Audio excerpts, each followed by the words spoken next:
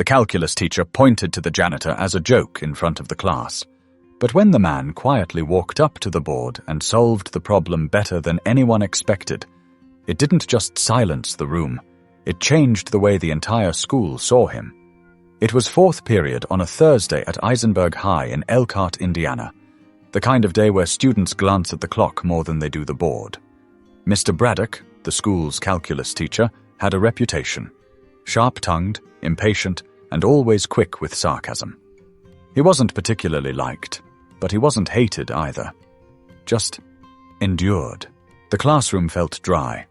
Equations filled the whiteboard. The air smelled faintly of eraser dust and worn-out sneakers. Phones were tucked under desks, some pretending to pay attention, others staring out the window. Then, something happened that would shift the atmosphere like a sudden wind. As Mr. Braddock scribbled another derivative on the board, a faint squeak echoed from the hallway. The janitor was nearby, mopping outside the classroom with his usual slow, steady rhythm. Braddock paused mid-sentence, glanced at the door, and cracked a half-smile. Without warning, he turned to the class and pointed toward the hallway. "Well, look who's here. Mr. Dorsey. Tell me, you think you can solve this one?" He tapped the board with the back of his marker like he was issuing a challenge on a game show. Laughter broke out. Not roaring, but the kind that makes you shift in your seat because you're not sure if it's okay. Mr. Braddock smirked again. "Come on, Lamar. You always look like you've got something on your mind." Lamar Dorsey, the 52-year-old janitor, stood in the hallway with his mop in hand. He wore the same forest green uniform he always did, clean but faded, with L. Dorsey stitched over his chest pocket. He didn't blink, didn't flinch. He just looked into the room. Then slowly he stepped in. The mop leaned against the wall. A few students sat up straighter. Some thought he was about to say something smart back and leave. Maybe he'd crack a joke or just walk away. But he didn't. Instead, Lamar walked to the front of the room. "You mind?" he asked calmly, gesturing to the board. Braddock raised his brows. "Be my guest." A few phones slid quietly out from backpacks. One girl whispered, "Is he serious?" But nobody stopped Lamar. He picked up the marker, looked at the equation, and paused, not out of hesitation, more like he was thinking. Deeply. Like someone reading a familiar map. He squinted just slightly, then began to write. No showmanship. No flair. Just deliberate strokes, one line after another.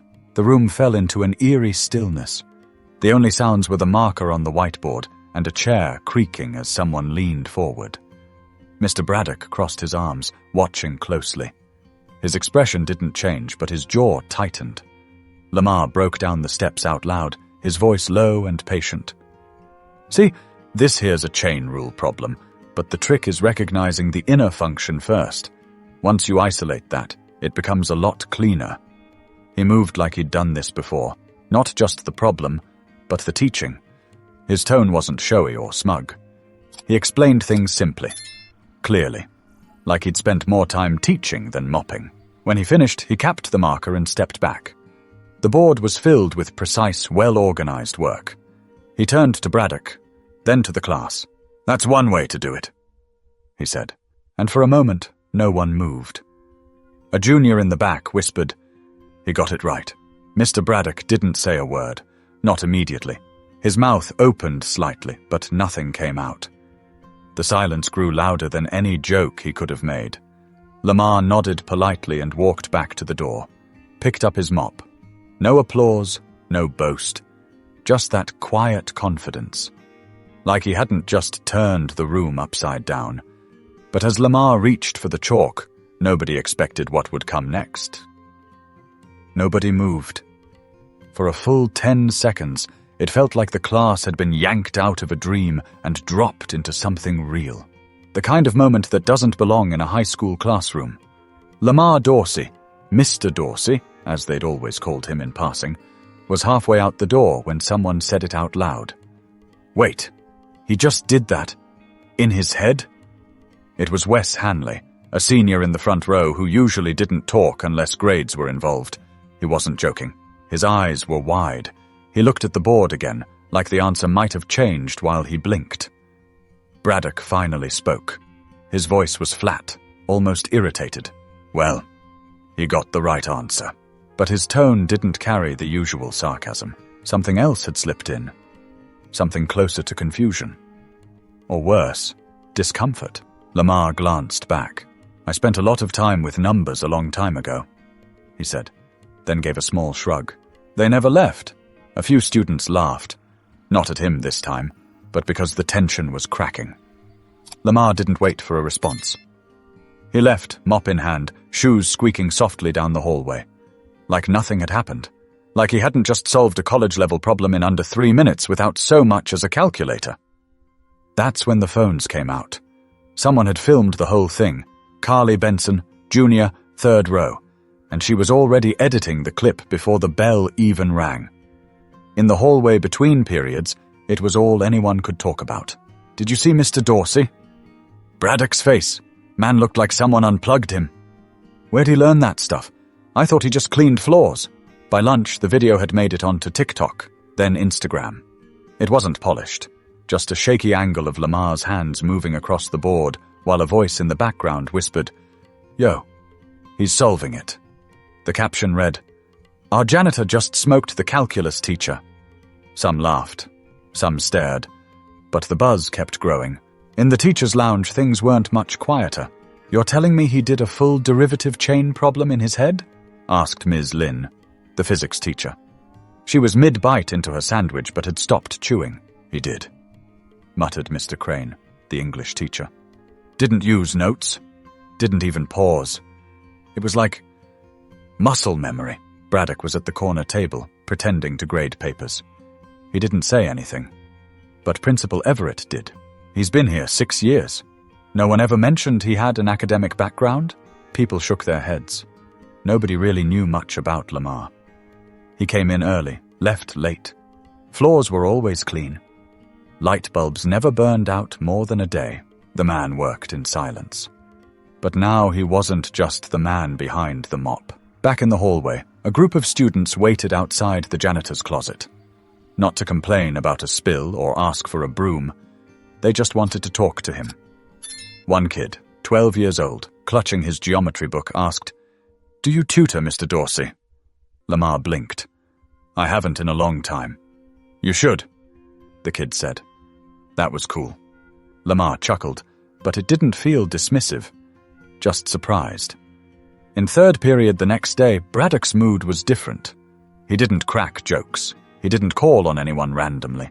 He taught with his eyes fixed on the board, his voice more restrained than usual. Nobody said it outright, but everyone noticed. After class, Wes walked up to him. "Mr. Braddock, that thing with Mr. Dorsey yesterday, he used the same method you showed us last week. The chain rule, right?" Braddock nodded once. "Correct. Only, he explained it better." Braddock didn't answer. But what truly shocked them wasn't the solution. It was what Lamar said afterward. Lamar Dorsey hadn't planned on making a scene. He never liked being the center of attention, not since he was young. So when students started waiting by the maintenance closet just to talk, or when teachers gave him long looks in the hallways, he felt off balance.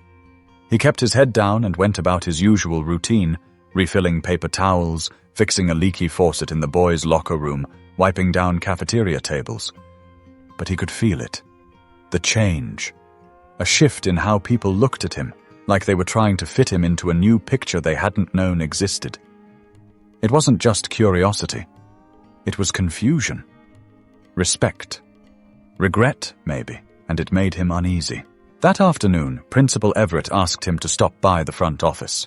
He walked in still wearing his gloves, uniform a little damp from cleaning under the cafeteria sinks. He removed his cap as a sign of respect. Everett leaned forward in his chair, hands clasped. "Lamar, can I ask you something? Do you have a background in education or engineering?" Lamar hesitated. He looked down for a second, like dusting off an old part of himself he hadn't visited in years. "I went to Purdue," he said quietly. "Mechanical engineering. Full ride." The principal leaned back, eyebrows raised. "You serious?" "Was," Lamar said. "Had plans. Things got complicated. And for the first time in a long while, he told the story. He'd grown up in Gary, Indiana. Smart kid. Always loved how things worked. Motors, pulleys, anything he could take apart and put back together. His mother, Estelle, raised him and his 2 sisters on her own. She worked overtime at a textile plant and still found time to read to them every night. She believed in education like it was the only way out. Books first, always, she used to say. The world will try to shut the door, but if you bring your own key, they can't stop you. Lamar earned that key. Valedictorian, state science fair winner. And then that scholarship to Purdue. Freshman year, he was already tutoring classmates. Professors saw his name on the attendance sheet and paid attention. But sophomore year, he got a call that changed everything. His mother had collapsed at work. Doctors said it was late-stage cancer. By the time Lamar got to the hospital, she could barely stay awake. "I can take care of it," she whispered. "Don't come home." He didn't listen. He took a semester off, then another. He picked up jobs, warehouse work, night shifts at a grocery store. Anything to pay bills. Classes faded into the background. So did the dream. By the time his mother passed, things were scattered. He had no home to return to, no money to finish his degree, and no guidance counselor calling to ask why he hadn't come back. "I kept thinking I'd get back to school," Lamar told Everett. But one thing turned into another. Life doesn't wait for you. The principal sat in silence. The story was heavy, not dramatic, just real. The kind of life you never hear unless you ask. Back at home, Lamar kept his transcripts in a box under his bed, along with a weathered Purdue sweatshirt, an old calculator, and a photo of him and his mom at orientation day. He never touched it, but never threw it away. Now, all of it was being dragged into the light again. That evening, he sat on the back steps of his small apartment complex. The sky was dim, the kind of quiet where the only sound was the hum of far-off traffic. He sipped tea from a metal thermos and stared ahead. He hadn't thought about calculus in years, not since that last tutoring gig he picked up before dropping out. And now, here it was again, like an old friend knocking on his door. But one decision would derail everything he had worked so hard for. Back in college, Lamar had made a promise to himself. Take a short break, get his family back on track, then finish strong. But life didn't bend to plans, especially not the kind built on hope alone. After his mother passed, Lamar returned to Gary, trying to piece things together. His sisters were still in high school, barely getting by. Bills stacked up on the counter. The landlord wanted rent, and no one from Purdue called to ask where he'd gone. He took whatever jobs he could get. Stockroom loader, janitor at a strip mall, overnight security at a shipping yard, anything that paid enough to keep the lights on. School drifted further and further into the rear view. At first, he'd call the university now and then, ask about reapplying, transferring credits. They'd send forms. He'd fill them out. But he never mailed them. Something always got in the way. Then came the breaking point. It was late November. A man named Frank Booker, who owned a flooring company in South Bend, had offered Lamar steady work. "You're sharp," he said. "Don't waste your time pushing brooms. I'll train you myself." Lamar had hope again. A real shot. But the day before he was supposed to start, his youngest sister Alana was caught in a fight at school. A stupid argument that escalated. She'd broken someone's nose. They threatened to expel her. Lamar had to be there. No one else would show up for her. So he missed his first day at the flooring job. Frank gave the spot to someone else. And that was it. A door that could have opened slammed shut. He stopped chasing dreams after that. Started chasing stability. Years blurred together. Town to town. Job to job. He never had a record, never got into trouble. Just survived. Quietly. By the time he arrived in Elkhart in his early 40s, he wasn't looking for a new beginning. Just a steady paycheck. The school district offered benefits. Summers were quiet. He took the janitor position without blinking. He liked it. in his own way. Predictable. Clean work. Students left him alone. Teachers smiled politely. He didn't expect friendship or connection. He didn't need it. He kept his head down, cleaned up messes, and disappeared before the last bell rang. But numbers never left him. Sometimes when he passed a math class, he'd glance at the board, see a formula and finish it in his head. It was like muscle memory, a part of him that stayed sharp even when everything else got buried under routine. He'd go home, make himself a quiet dinner, grilled fish, brown rice, maybe some carrots, and flip through an old engineering book he kept tucked behind the cereal boxes, just to see if he still had it. He always did. He just never had a reason to show it, until Mr. Braddock called him out that day. And now, things were shifting, not just at school, but inside him. He thought about the kids who waited outside his supply closet with questions, thought about Wes Hanley stopping by that morning with a folded piece of paper and saying, "Mr. Dorsey, I tried to solve that same problem. Can you check it for me?" And Lamar had. Gently, carefully. He explained where Wes had gone wrong without making him feel foolish. Wes smiled when he finally understood. Not just out of pride, but out of connection. That kind of thing stayed with you. But not everyone was thrilled. Braddock, for one, had gone quiet. Too quiet. Students noticed, teachers noticed. Something about being shown up in front of your class by a man you never thought twice about. It rattled him. He didn't lash out, but his tone got shorter, his patience thinner. And when someone mentioned Lamar in the lounge, he changed the subject. He wasn't used to being outshined, especially not by someone who'd been invisible to him until now. But life had one more twist waiting, and this one brought him right back to math. The video didn't just make its way around Eisenberg High, it made its way out. It started small. A local student page reposted it with the caption, "When your janitor turns out to be smarter than your teacher." Then it landed on a regional education forum. By the weekend, it had crossed state lines. People online couldn't believe it. They weren't mocking Lamar. They were in awe. "Man broke it down cleaner than my college professor. Someone get this man a classroom and a chalkboard, not a mop." Proof you never know someone's story. By Monday morning, Lamar had no idea any of this was happening. He didn't follow social media. He still had a flip phone. When he arrived at work, the first thing he did was fix a jammed paper towel dispenser in the girls' bathroom, just like he always did on Mondays. But something felt different. Teachers paused their conversations when he walked past. Students nodded, not out of obligation, but with a strange kind of respect. A few even smiled like they were seeing him for the first time. "Hey, Mr. Dorsey," one girl called as he passed the library. "You're kind of famous now." Lamar chuckled softly. Don't believe everything you read. But when he turned the corner, Wes Hanley was waiting there with two other students. One had a calculus book in his hands, opened to a problem highlighted in pink. "Would you mind going through this with us?"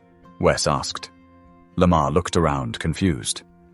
"You got a free period?" "We made time." And just like that, in the middle of a hallway lined with lockers and science fair posters, Lamar sat down on the floor with three teenagers and walked them through a multivariable equation.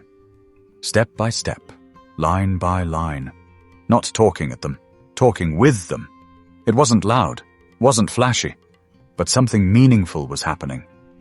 Down the hall, someone filmed it. No one told Lamar. He wouldn't have liked that. Back in the office, Principal Everett was on the phone with someone from the local school board. "Yes, that's correct. Lamar Dorsey. Been with us 6 years. No, he's not faculty. He's a custodian." He paused, listening. "Well, I wouldn't call it unorthodox. I'd call it overlooked." Meanwhile, in the teacher's lounge, Braddock was reading an email forwarded by a parent, a link to the now viral video. No commentary, no subject line, just the link and the phrase, "Thought you'd want to see this." He closed the laptop without watching it. That afternoon, Everett called Lamar back in, offered him a seat. Lamar stayed standing. "I've got a request from the board," the principal said. "They want to know if you'd be interested in running an after-school tutoring program. Small group, voluntary, just a trial run." Lamar didn't answer right away. "You'd be paid, of course," Everett added. "It's not about replacing your current role, just adding to it. Sharing what you clearly still have." Lamar looked down at his hands. Calloused, clean, worn. "I haven't taught in a long time," he said. "You haven't stopped knowing," Everett replied. Lamar looked up. There was no pressure in the man's voice, just a simple invitation. "I'll think about it." That night, he pulled the old cardboard box out from under his bed. The one with the Purdue sweatshirt, the transcripts, the orientation photo. He hadn't touched it in years. He laid everything out on the table. The paper had yellowed a little. The edges curled, but the words were still there. That was the thing about knowledge. It didn't fade. It waited. He didn't need to go viral, didn't care about the views or the comments, but knowing he could still make a difference. That tugged at something, but while some were amazed, others weren't so thrilled by his rising attention.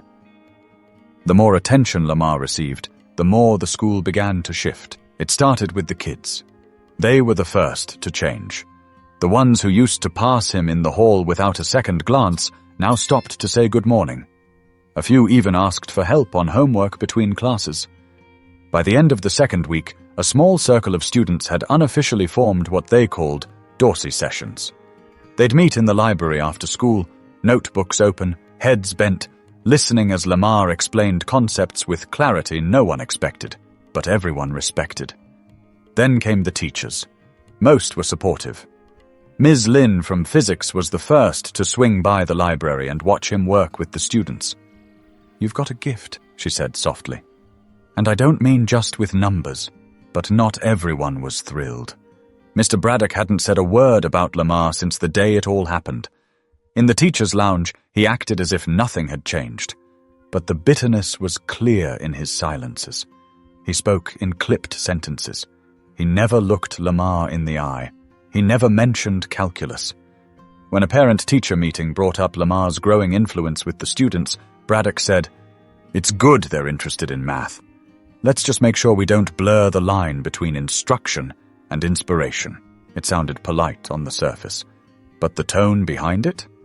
Everyone heard it. The principal didn't let it slide.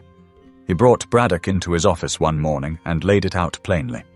"I know it stung," Everett said, "but Lamar didn't embarrass you. He inspired them." Braddock shifted in his seat. "He's not qualified. He's educated, more than we realized. And more importantly, he's reaching kids in a way none of us have." Braddock opened his mouth, then closed it. There was nothing to say. Not really. Meanwhile, Lamar kept to his routine. He didn't ask for a title, didn't want special treatment. But when the principal offered him a modest stipend to keep the tutoring sessions going, he accepted.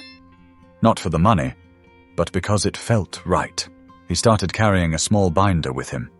Inside were pages of problems, blank worksheets, notes he'd written by hand.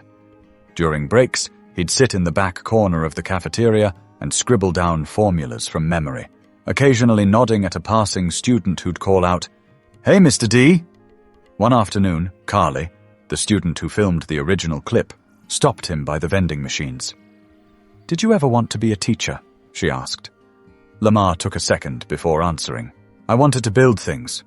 Teach later, maybe, but life had different ideas." "Well," she said, handing him a fresh mechanical pencil, "I think you're doing both now." He smiled. "Thank you." But behind all this good, there was tension brewing. Some parents had started calling the school. Most were supportive, but one anonymous complaint hit the board. "Is it appropriate for a janitor to tutor students in a school setting? Is he certified? Has he been background checked for instruction?" Everett handled it swiftly. "He's an employee of the district. He's done nothing wrong. And if concern was truly the motive, they'd have spoken with me directly." He never told Lamar about the complaint.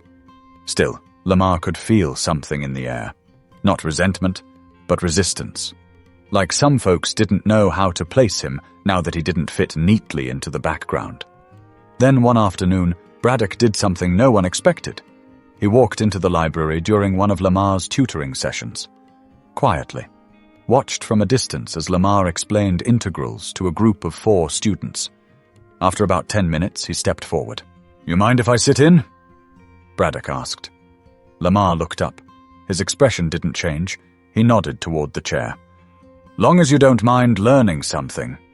The students laughed, just enough to lighten the moment. Braddock smirked. For once, it wasn't mean. They sat together that day. Said little, but it was a start. But Lamar wasn't interested in titles. He had something else in mind. It wasn't about proving anything anymore. For Lamar Dorsey, standing at the whiteboard in the library with students gathered around, it was never about redemption or revenge. He wasn't trying to impress anyone. He wasn't trying to be remembered. He was just showing up for them, the kids, the ones who reminded him of the boy he used to be. Every Tuesday and Thursday, right after the final bell, that corner of the library filled with chatter, questions, scribbled notes, and wide eyes as Lamar walked students through math problems they once feared. Not because he had all the answers, but because he made them believe they could find those answers themselves. That's what stuck. There was Isaiah, the freshman who nearly failed algebra last semester, now solving quadratic equations without looking panicked. And Tasha, who used to hate math, now leading mini-sessions on weekends for her cousins using Lamar's notes. He never stood at the front like a traditional teacher. He sat beside them, talked with them, asked them questions before answering theirs, and gradually more teachers started dropping by.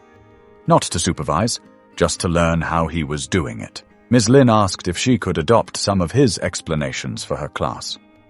Coach Rivera asked if Lamar would help set up a summer prep group for incoming freshmen.